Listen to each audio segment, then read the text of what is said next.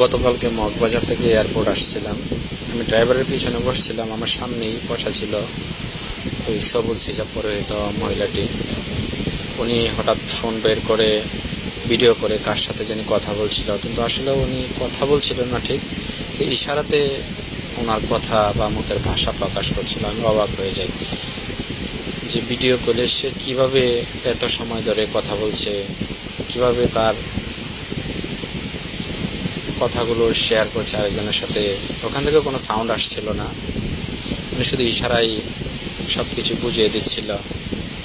আমি শুধু অবাক হয়ে তাকিয়েছিলাম। আমি ভয়ে ভিডিও করতে পারিনি, তবে অনেক রিলসে ভিডিও করেছি যাতে কেউ না দেখে, তো সম্মানহানি করতে পারে বা যদি প্রশ্ন করে বসে আপনি ভিডিও কেন করলেন, তো ফোনটা লুকিয়ে ভিডিও করেছিলাম জাস্ট কৌতূহলবশত।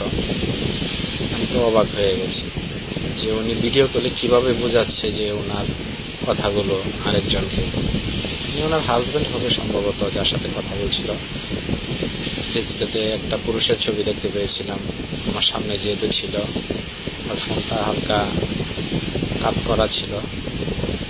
দেখেন, বাক প্রতিবন্ধী হলেও ওনারা ওনাদের মনের ভাষা ঠিকই ইশারা ইঙ্গিতে বোঝাইতে পারে।